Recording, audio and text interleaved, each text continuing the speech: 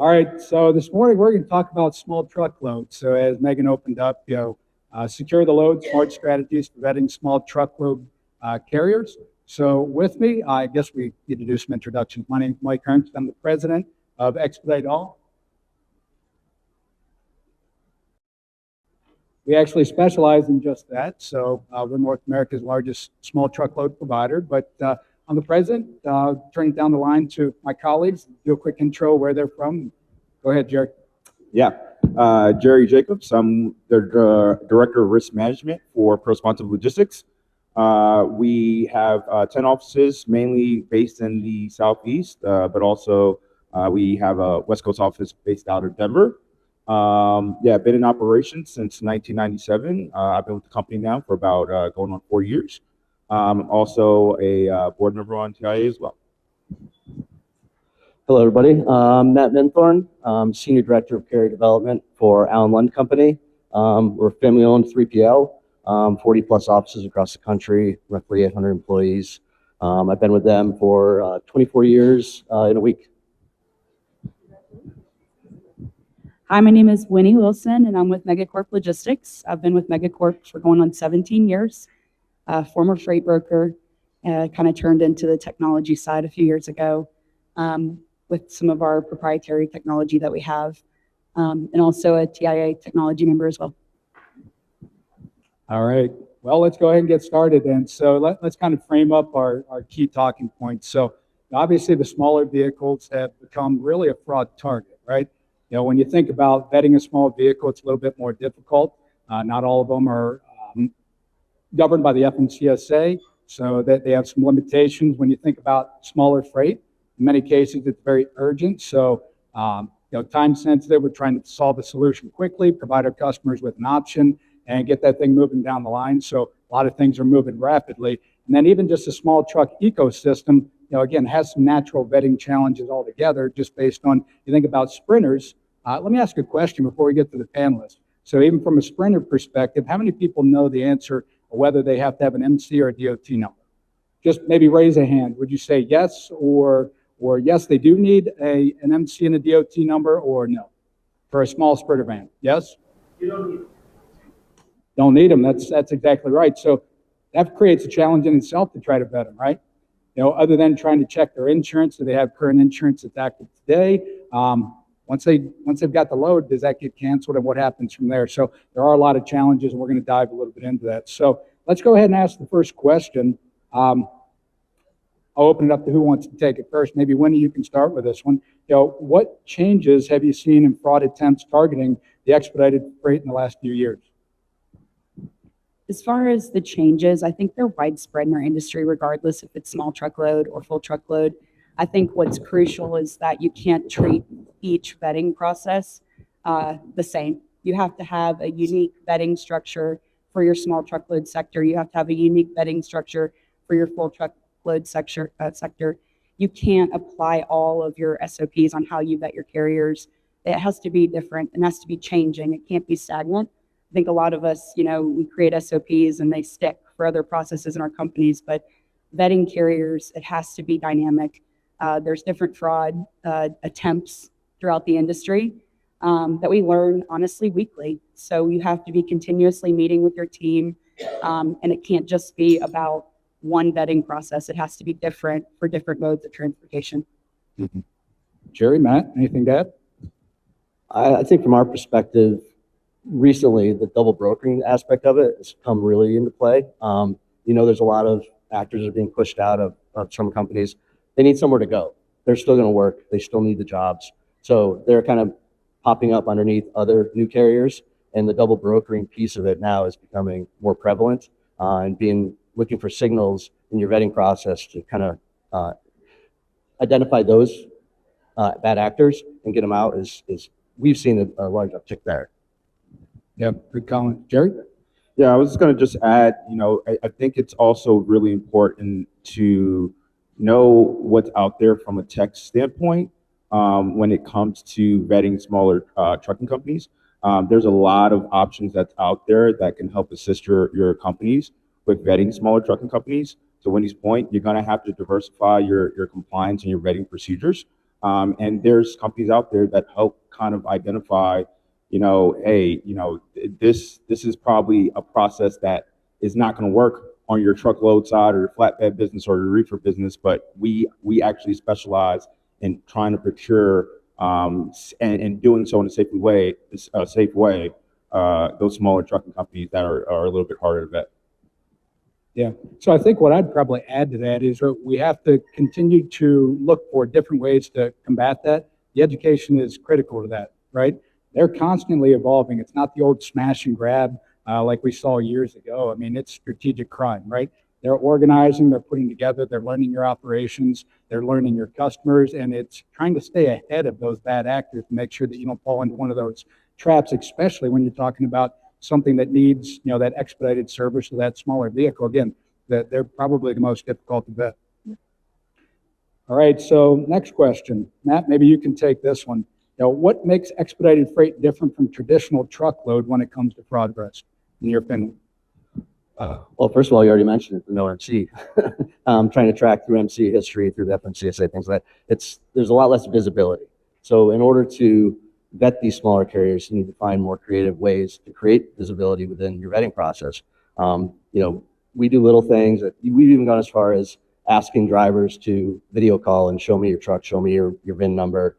Just there's technology there, like you mentioned, technology to use, but using it properly with your teams is the best part of it. Is like understanding how to do it, and it's hard to ask some of your operations people to, hey, get this driver on the phone and FaceTime him or video call. But it's a proactive step that we've been taking that's helping kind of add to that visibility. But based on the normal vetting you do for over the road, using the FMCSA data and the MC number and that sort of thing, it's not there. So you have to get creative and figure out a way to visualize and actually see the truck you're loading, the driver, and vetting from there. And then there's so much more, just rather than not having a DOT or an MC. A lot of, like, for instance, Sprinter vans, they don't even have decals or company logos on the side of the truck. So the good old send me a picture of the image on the side of your truck, it completely goes out the door. So, you have two options when you're trying to really kind of either break into the small truckload space, is you can partner with somebody that has visibility to their insurance. I know that there's companies out there that are certificate holders with the Sprinters that they work with. So it gives you that security that when you're working with these Sprinters, that insurance-wise, they're a good quality carrier, they have good insurance standing. But sometimes it always doesn't work out where you can use a provider. Maybe it's a spot load, your time is limited. So then you have to go out into the open market. I'm a big fan right now of live imaging. The metadata behind those images, not allowing drivers to upload from their photo libraries. It really gives you an understanding of, are these pictures actually taken today, right? Like, are they taken in the location that's near your pickup? Can they actually even make it a pickup? I think the live imaging is really crucial if you do have to go out into the spot market to find a Sprinter, or you're not able to work with your partner or your small truckload provider. Yeah, and just to add to that, I would say, I think the general sense up here is really actually get to know who you're doing business with, right? It's not just verifying you on the front end, but actually understand their business model, how they're set up. I would even suggest not only a phone call with that company, but maybe even looking at a visit or inviting them to your offices to try to get a better understanding, getting that interpersonal relationship back in our business, especially when you're talking about Expedite, I think is key. If you know who you're doing business with, it's easier to trust them, and you have to continuously vet them. Even though you may know them, you don't know if they've been infiltrated by somebody who's a bad guy. So you have to continuously go through a process of vetting them, making sure that they have security processes and procedures up to par, and continuing that conversation, from a quarterly perspective or annually perspective to know exactly how that, their business structure and model is. Yeah, great commentary. It's really getting to know your partners, right? When you're talking about spot freight, especially, and if you don't do a lot of it, you've got to know who you're working with, and you've got to dig into the details.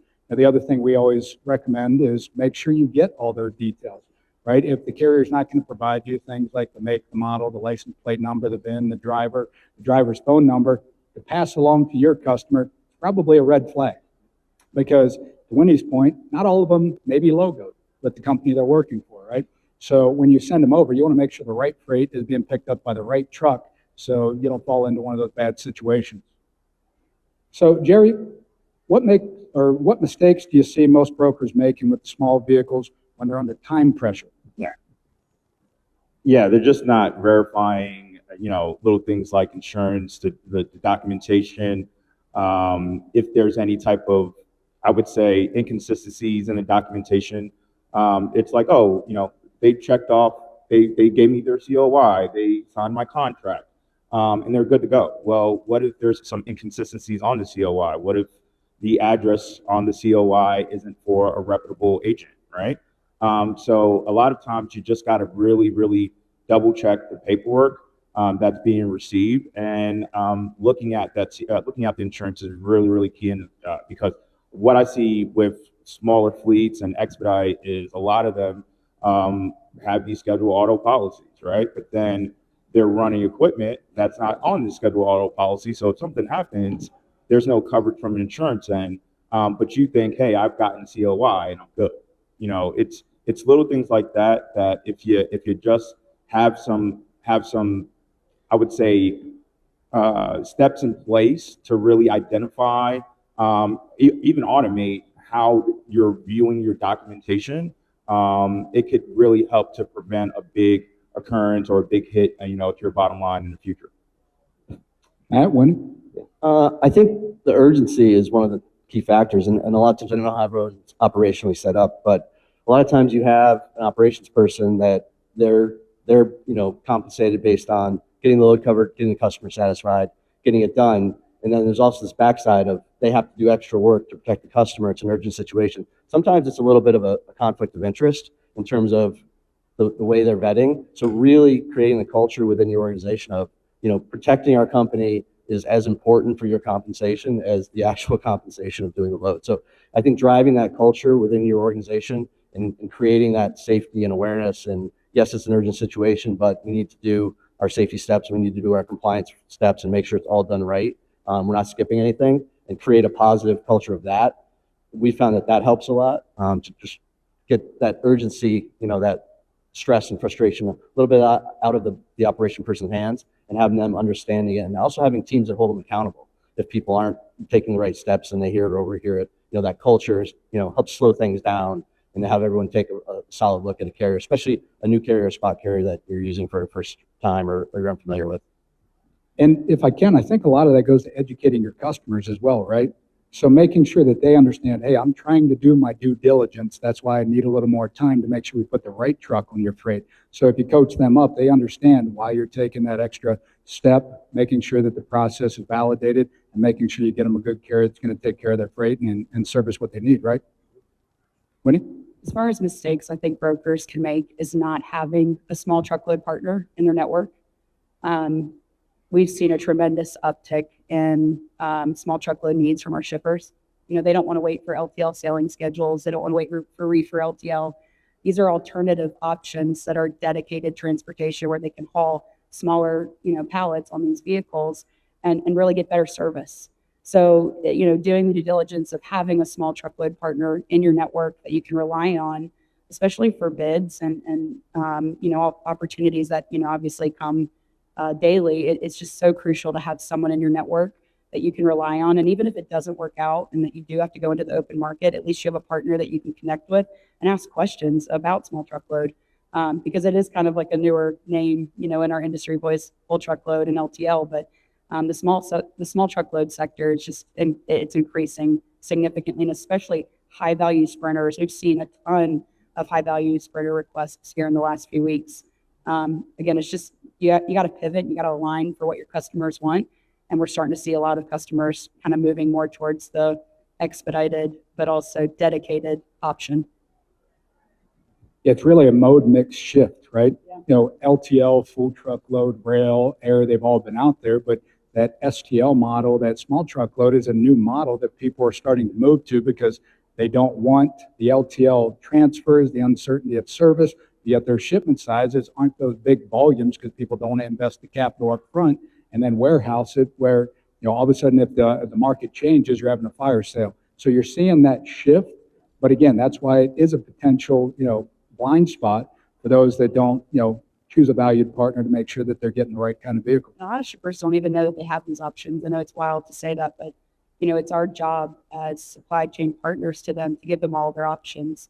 And when you hear them talk about their pain points with smaller pallets or they need last minute orders, it's our job to inform them that these options exist and that they're safe and they have reliability when it comes to working with a small truckload partner. Yep. Jerry, do you want to take this one? So, which fraud schemes you're encountering most frequently right now? And then maybe to add on to that, what warning signs often get missed? Yeah, so right now in small truckload, we're seeing pretty much the same thing. We're seeing identity spoofing. We're seeing double brokering, load redirection, where the bad guys are calling the driver in transit and redirecting them to a warehouse location. So we're seeing a lot of that strategic theft, identity theft type situations. Also, what I'm seeing is an explosion of BOL deception by using AI technology. What they're doing is they're running BOLs through AI technology to change quantity and seal numbers. And then what they'll do is they'll offload some of the quantity at a warehouse and then deliver, I'll give a perfect example. So let's say it's like 20 pallets. What they'll do is, which probably won't be 20 pallets, small truckload, but 20 pallets on a BOL as quantity, seal number. I'm going to go in with my AI tool, digitally alter the seal, digitally remove the zero, so it doesn't, there's no white out or anything like that. And then I'm delivering 2 pallets, but then I'm offloading 18 and I'm selling the other 18. And constantly, they don't check against the purchase order. They're thinking, oh, everything's fine and dandy. I'm signing off and I'm not notating any shortages on the product or anything. So that's something to really be on the lookout, especially I'm seeing it on full truckload, but I'm also seeing it in STL too, especially out of, Illinois based area, California based area. So that's something to be on the lookout for. And in addition to that, pilferages, strategic thefts, straight thefts. We're starting to see an uptick of that. Where we're starting to see a little bit of a downturn in strategic theft. We're seeing an uptick in straight theft again. So that's still something that folks need to be really cognitive of. If folks aren't accepting into your GPS, if you have any type of GPS capabilities at your organization, consider that a red flag. And you have to, these drivers have to abide by your requirements. So, and make sure that they're enabling some type of GPS tracking, or you have some type of shipment visibility on that particular shipment to try to combat, any type of theft and fraud. Tell the shipper, hey, put some avenues in place to verify the person who I'm sending in is the actual person that's going to be in there, and maybe put on the BOL if they see another broker's name or another broker contact them, that they need to contact us immediately, since we're the owners of the actual shipment itself. So these are a lot of common things that I'm seeing. The last thing I would say is, from a vetting standpoint, if your broker is only relying on, let's say, your compliance department or risk management department to protect the company and primarily do all your vetting and looking for any type of red flags, then your business is going to fail. It has to be a complete buy-in from your complete organization about vetting carriers. From top down, I call it top-down mentality. It has to start from the top, and it has to resonate in each and every department. The last thing I would say is, and I see this all the time, is thinking that it's a one-size-fits-all solution and that you never need to change it. I can tell you right now, my compliance process today was not my compliance process 3 months ago, and my compliance process today is not going to be what my compliance process is going to be in 3 months. Constantly look to update your compliance process and look at what's out there in the industry regarding risk exposure and pain points, and make sure that you're applying or updating your vetting procedures to what you're seeing that's out there in the industry regarding risk. Well, I think a couple key things Jerry just said is, first of all, you have to have a process and a procedure, right? It can't be wild, wild west. You have to understand the space. You have to understand the vehicle types. You have to understand the do's and don'ts. And then to your point, it's that evergreen learning. You've got to continue to look for what they're doing differently that maybe you don't have coverage for, or some kind of, safeguard or protection. So it's a new space. It's rapidly emerging. It's rapidly evolving. But again, that's where all the bad actors are trying to stay ahead and try to figure out who's not going to have those processes and procedures to protect themselves, and then they strike. Matt, Winnie, anything to add? He covered most of the bases, but I'll just kind of throw in, when he was talking about kind of a real world example that happened to us recently.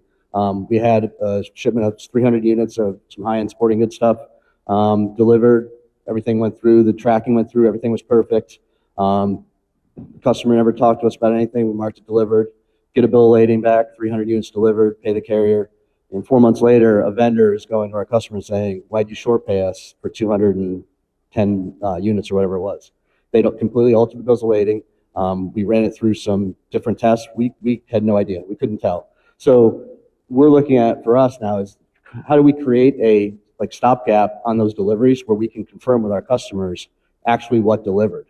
You probably all know that some of our customers don't have the best inventory systems and tracking, and they're just not on top of it. They're not seeing it. They're not recognizing it. So kind of looking at it that way too, to protect yourself. How do I confirm not just the truck's empty, but how do I confirm they received in full? That's working with your shipper to try to figure out ways you can stop those gaps from happening, those empty spaces that you can't see, that honestly the bad actors are getting really, really good at. So all the technology that makes our lives easier, it's making their lives easier to steal our freight. So we have to be cognizant of that. I was having a conversation last night, and we were kind of reminiscing over the good old days of when, fraud to us was like a fuel advancement of $400 that got to a driver. And now it's just evolved over time to where we're literally having entire trucks just missing. I think and then also on another flip side, I was in an Uber last night, and the gentleman, kind of told me, I used to be a truck driver. I sold my MC. He said, "But it's weird, you're in this industry. I got a phone call a few months ago, and they're telling me that I owe them all this money." And he essentially had no concept that there's a right way to sell an MC versus, obviously the unlawful way. And I think our industry really needs to advocate where, these MCs that are being sold, not the right proper channels. That's what's frustrating for us, is you can literally do everything right. You can check every box, you can use every piece of software, and then at the end of the day, sometimes it just still doesn't matter. So at the end of the day, I think we really, as an industry, have to find a way to put a little bit more pressure to where it's not a slap on the hand when these MCs are transferred unlawfully. It's, criminal, time served. And so I know that's a big initiative for us, is trying to push the needle forward to really get visibility on these unlawful MCs ownership transfers. Yeah, and just to add one last point on this is also, we're so focused on the carrier vetting aspect of it, but I've been seeing an explosion of shipper fraud in this market as well too. People impersonating shippers and getting brokers like us to move stolen goods. Something to be on the lookout for. You may not even know. A lot of these, we see these misdirected loads, and the drivers don't know that they're moving stolen freight unknowingly. Well, there's some brokers out there that's moving stolen freight, unknowingly as well too. I would say probably the biggest fencing operation in the United States is also the biggest company according to the transportation topics in the 3PL space.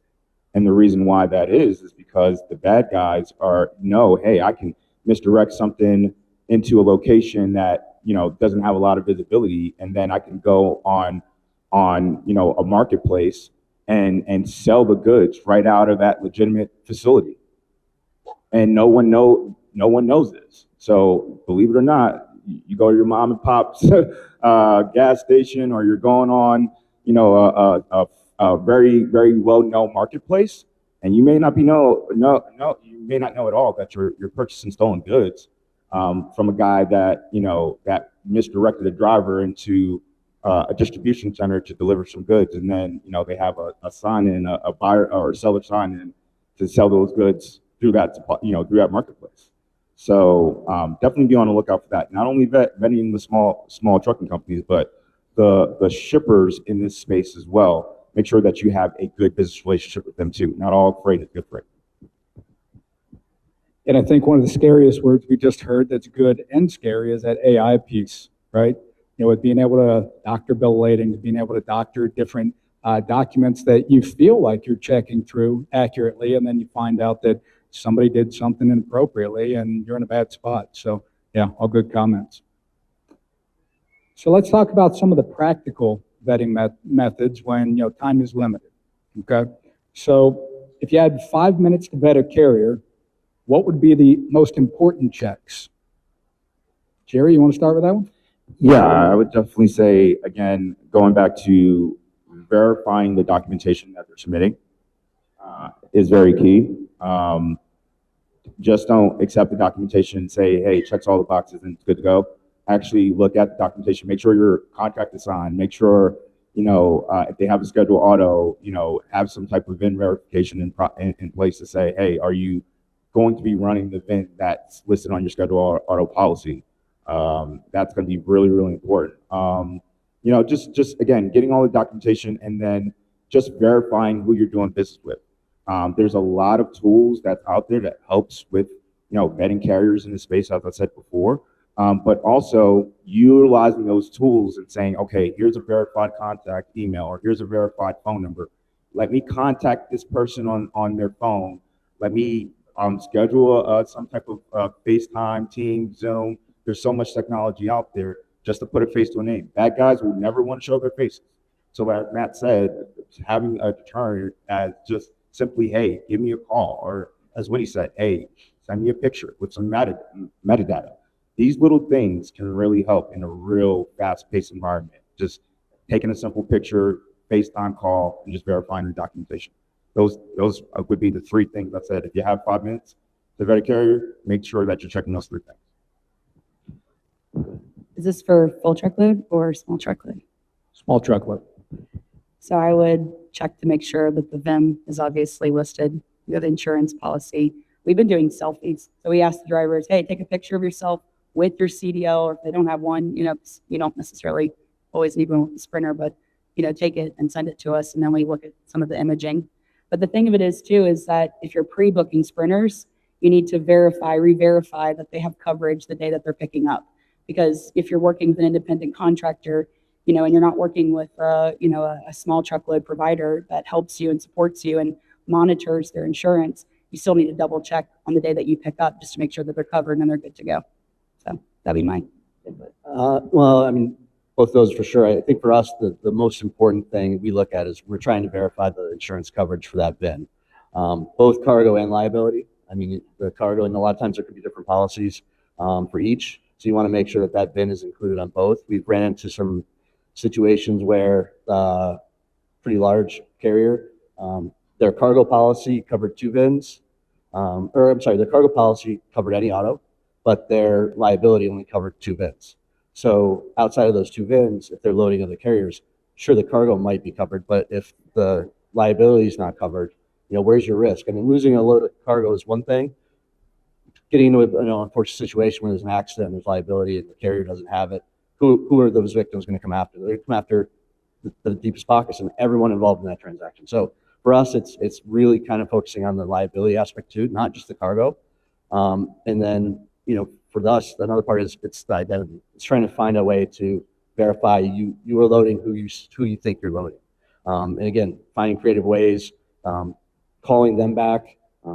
We have some software that we use that we can tell calls coming in or voice over IPs, if there's Spectrum Envoy phone, things like that. If there's any red flags there, any differences, it's not an authorized contact that we've had in the past. We go through further vetting from that. So, for us to be as quick as you can in 5 minutes, insurance and identity, like verify those 2 factors without question on every transaction we do, whether it's small truckload, parcel, whatever, full truckload. There's such a misconception that just because it's a small truckload that it's not valuable, when actually it can be completely opposite.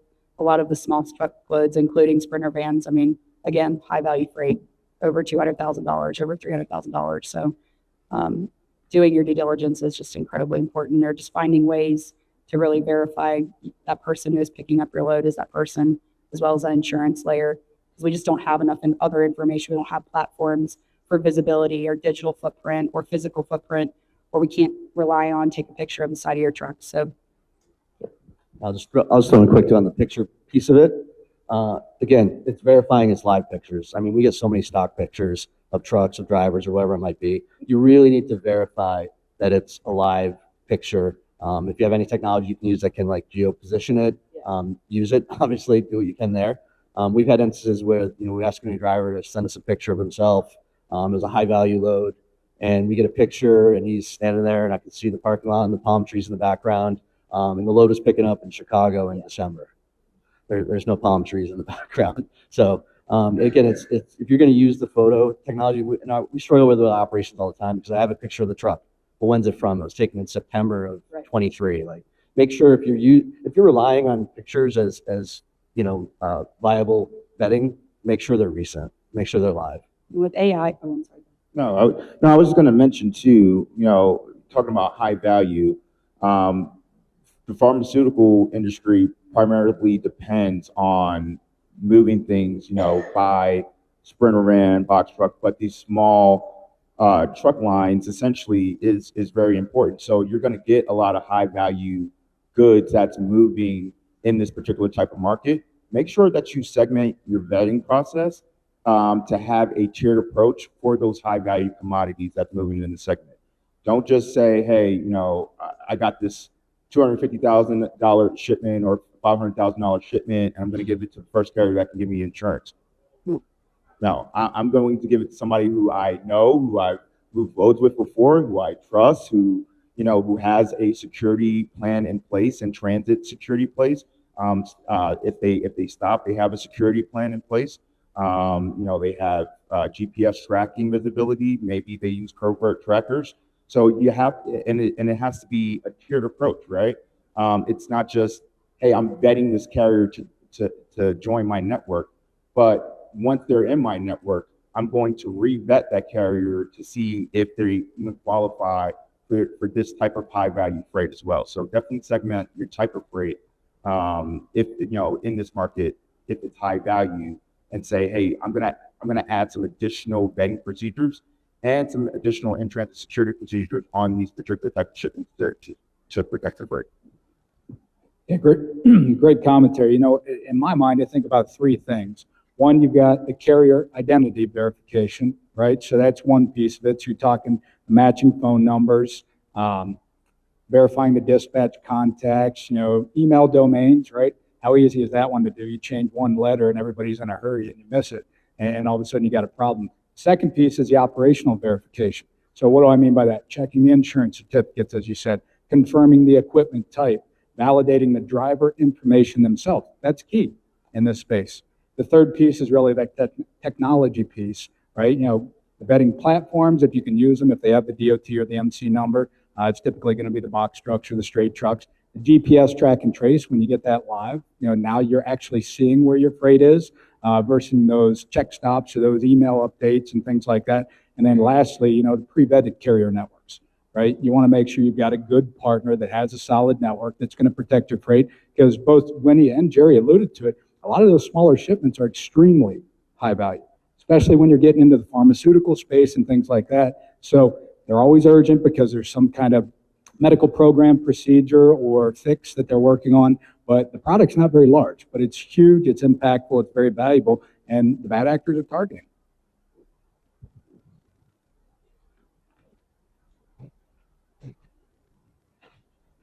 So let's talk about some operational safeguards brokers should implement. So Matt, maybe you'd start off with this one. What policies should every brokerage implement immediately for the small truckload providers?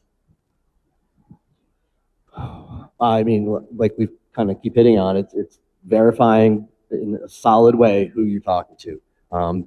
We're using all the technology that you can use. Like I said, we have phone identification that is a voiceover. Also, the identity of the carrier, like anything you can do to verify the identity, like that's the key. And then after that, it's in terms of a policy, it's basically a zero tolerance of your operations to skip steps.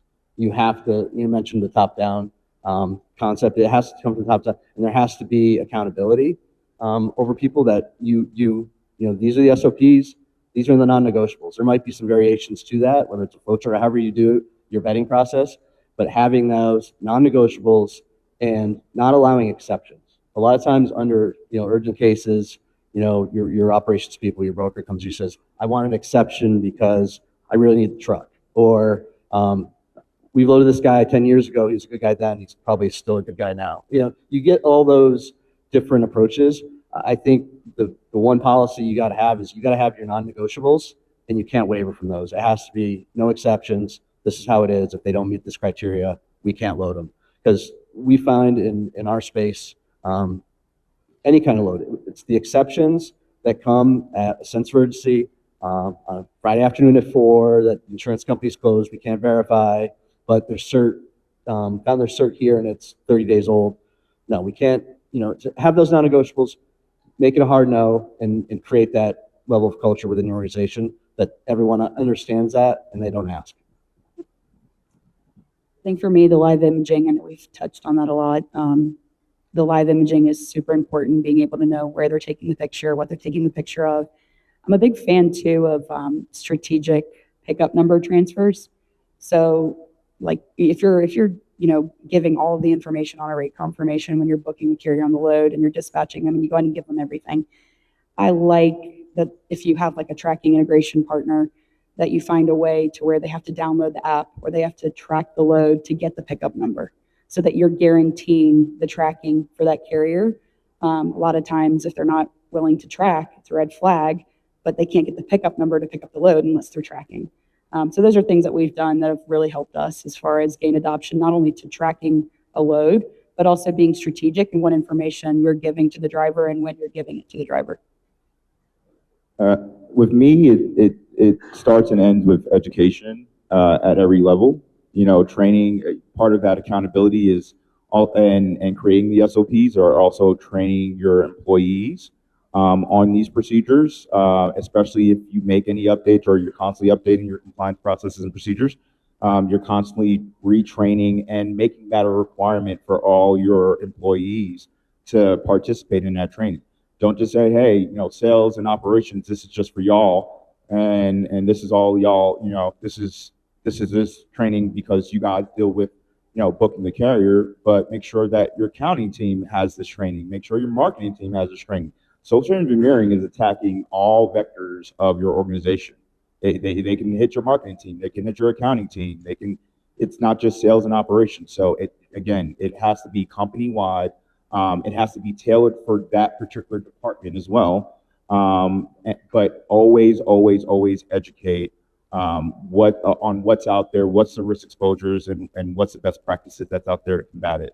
And then lastly, you know, I would be remiss to say this because I know there's some tech partners that's in here that's promoting this, but there's technology also out there that can go down to the driver level. You know, and I would definitely look at that as a potential implementation in regards to policy, something that's new, especially in this market. That's something that you could definitely take advantage of. Again, that you know, that verifying who you're doing business with. Yeah, it's great to verify the business partner or their trucking company, small trucking company that you're doing business with. But you know, maybe they not have a great vetting process for their drivers as well too. So you know, there's technology that's out there, and if it's worth it to your organization, you know, maybe look at investing in that technology, not only the vetting tool that's out there for vetting smaller trucking companies, but actually vetting, doing driver level vetting as well. So for the panelists, if I can, how are you combating that lack of education, right? It's a newer mode, it's a newer space. You've got customers that have those urgent shipments that maybe your floor agent isn't used to. How do you get them into that program where they're learning about something that's new and unusual so that they don't fall into some of those pitfalls or traps that we know are very evident out there in the space? Got to require it. Again, top-down mentality. So you got to get buy-in from your C-suite and, you know, your ownership, and essentially say, you know, this needs to be a requirement, you know, for these people, you know, for our employees to participate in this. And understand that it's really important, and not just say, hey, we're giving you this training because we think it's important, but really explain the pitfalls, the risk exposure. Every time I participate in a training, I always start with, well, this is why we're doing it, because this is what's out here. And when I've explained it to that in my training, a lot of folks are like, oh, so that's why we got to go through all these hoops and jump through all these hoops and do all this stuff to get a carrier on board because of this. Oh, this makes sense. So really let them, be very transparent as to why these procedures are so important too. If you're not only just training them on those procedures, but the why we're implementing this, why we're trying to prevent risk, why we want to save our bottom line, we want to make sure that we're not losing any money so we can save jobs and things of that nature. Like when you break it down to them, it helps with the buy-in from folks that may not be so keen on learning about a risk management tool when they just want to book a load and move on and make money. I think at MegaCorp, we're cradle to grave. So essentially brokers, they do it all. They cover their trucks, they sell to their customers. And I think what's kind of frustrating for the guys on the floor is, 5 years ago, they were strictly sell, right? Get more shippers, add more relationships. Now their job has evolved into, okay, now I need to sell. I need to consistently be on the lookout, vet carriers way more than I ever did before. So what we did is we changed the way we trained our brokers. We found that bringing them into a classroom setting for an hour off the floor, which is really hard, like things come up, they can't get off the floor. They're working through dumpster fires, but we essentially changed our training model. I mean, we have 800 people. It was hard, but we essentially moved it from classroom training to desktop training. So we invested in our training department to where, we tackled it by groups and pods, and then we put more pressure on what we call captains in our organization, where captains are kind of the floor leads. And essentially they're responsible for learning this information. So if these pods have questions or these desks have questions, these brokers have questions, that they have numerous ways to kind of, get their answers as far as different modes of transportation, different ways we vet those carriers. So investing in your training department, and if it, don't train through emails. It's the worst. They don't read emails. No broker reads your emails. It's not that they don't want to, it's that they're just busy. So shifting. Or if they do, they're not reading the whole thing, right? Correct. So it's shifting your training strategy to make it more personal, having your training department go desktop, desk to desk and working with them. It's been a game changer for us. I'm sorry, but if your email has 3 paragraphs, I'm not reading that third one. Sorry, I'm too good. ChatGPT, read this email. Yeah, so summarize, right, Matt? Anything to add? Just briefly, I would just throw in there, if you're going to add something like to the portfolio that your teams are doing, like whether it's to start targeting small truckload or flatbed or anything that's new, like you can't go half in on it. Like you have to go all in. You have to figure out a way to fully train those employees, to fully invest in that and doing that. Because if you just kind of go halfway at something, it'll be there. You'll have some that will embrace it, some that won't. You might get some varying processes. But my advice is if you're going to branch out and learn something new, go all in. Like learn it, understand it, find partners that are in that space that you can learn from, and just do it. But don't have to it. Go all in. Yeah, great commentary. So, if we kind of summarize the safeguards, brokers should implement, I think about training is huge. We love to spend time with our partners to make sure they understand the space, understand the challenges, and understand the risks. I think, the shipment monitoring, you have to have that, right? Real live monitoring. Again, that's a critical piece in this space to give you and your customers confidence that freight is being handled properly. We didn't talk about this, but an internal escalation process. If something goes wrong, if one of your agents booked the wrong carrier, what does that process look like? How do they bring it up? How do you try to catch it? How do you try to stop it or counteract it in the moment, right? The onboarding policies are critical. And then, your standardization. Jerry keeps talking about the top down.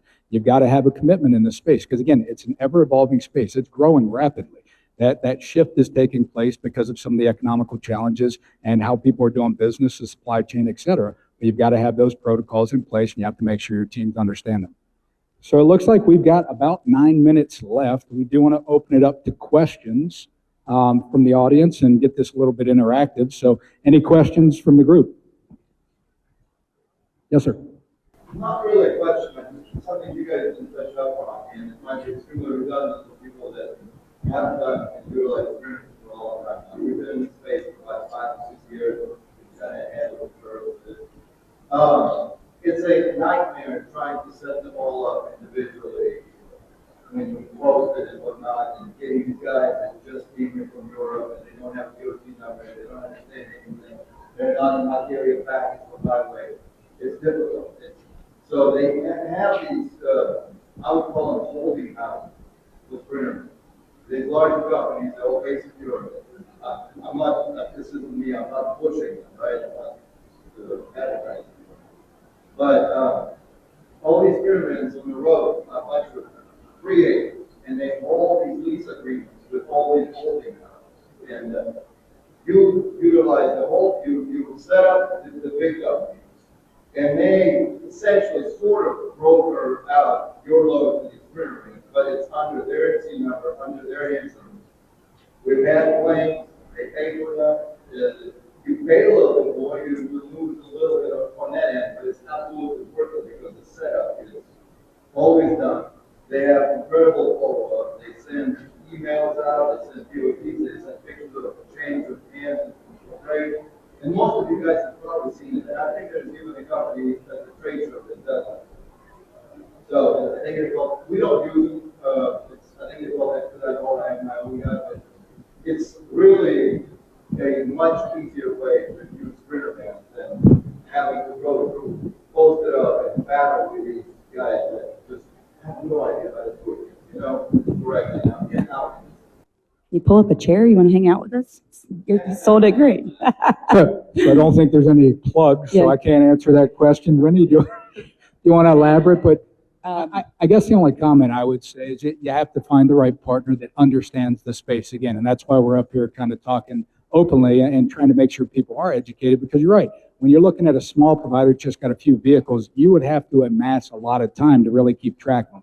If you have a company that's really what they do, and you spend time understanding their model, their processes, how they control that environment, those are the type of partnerships I would encourage you to look at.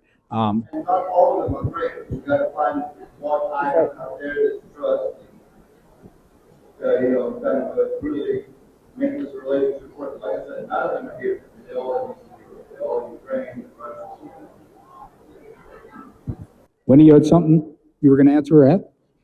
I can just throw in, I think if you're going to work with a company like that or any company, you know, that's operating under that mechanism, you can talk to your legal teams and figure out a way to create a co-brokerage agreement. I mean, you're a broker, they're a broker. Figure out a way to do a co-brokerage agreement that way it kind of validates the relationship and gives you some legal basis for them to operate that way.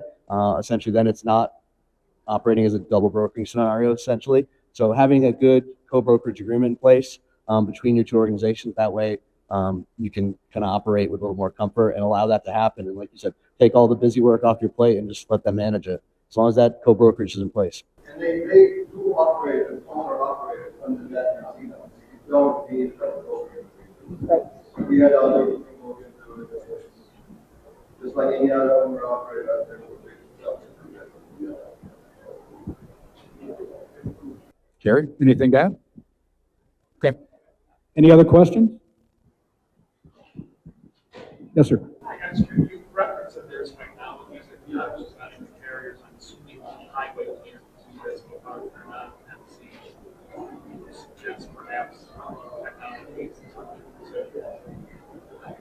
So highway can help with box trucks and straight trucks. So in the small truckload space, but sprinters, there's a variety of them. Expedite it all, I think select this, but Expedite is here. Mike is awesome. It's been a great partner to MegaCorp. Yeah, so the question, I think if I heard it, what vetting system do you use, right? If they don't have the MC and DOT number. Really, as Jared, Matt, and Winnie alluded to earlier, the only thing with the sprinters you can do if they're not under a DOT or MC is try to validate the insurance. Again, if you're going to find one out there, an agent, something off a load board, that's really the only way to try it. Now, again, that's why we would encourage people, find a partner that understands the space and does that for you, because then you take the risk away. That's the value add that those kind of organizations can bring, that they've already done the training, the hiring, the vetting, participated in everything. they're on the COI. That way they understand whether the insurance is good. They understand the backgrounds, that, they know their safety records. They know the equipment is good commercial equipment and not just, some rusted out van that's going to come pick up your customer's freight and embarrass you at the dock doors. But you do have to do a deeper dive. Some of the tools obviously out there that of to vet, you can run the DOT or the MC number, but if they don't have them, those are the challenges. And again, the heightened risk that, the criminals are sneaking into those spaces because, again, when you're talking expedite and smaller urgent type moves, people are trying to react quickly. And a lot of time, those floor agents working with the customers, they're trying to do the right thing and satisfy their customer for something that's outside of their normal wheelhouse. And that's when you can get bit. I was going to add to, even with a company like Highway, even if a carrier doesn't have like a MC or DOT number, Highway could really help when it comes to the identity verification and having some type of two-factor authentication set up, because that's really, really key, is just being able to verify who you're doing business with and having a verified contact process in place to know who you're doing, to be able to say, this person is a legitimate party for this organization and they're authorized to represent this organization. And then the other technology that's out there, I would say, is the technology that has some driver vetting that's out there. Highway has some driver vetting. Verified Carrier has some driver vetting. Locate has some driver vetting as well too. So then you can really dig down into not only the company that's going to be taking that freight, but also the driver. So that's some technology that's out there that can really help to vet that carrier that's going to be taking your load. Yep. So I think the overarching commentary here is when you're getting into the space, again, it's evolving. More people are wanting to move them on the smaller vehicles because you get that speed, you get that service, you get that dedicated no-touch solution. But do your due diligence, right? Make sure you're working with the partners that understand the space. Make sure you spend time with them. Make sure you get them to help you educate your teams on the risks and what to look out for, because there's a lot of them. And again, just like the question asked earlier, when you don't have a platform that can vet you, what do you do? Be cautious in those situations. Winnie, Matt, Jerry, anything to add? All right, folks. Well, thanks for joining us today. Thanks for talking small truckload, and we appreciate everything.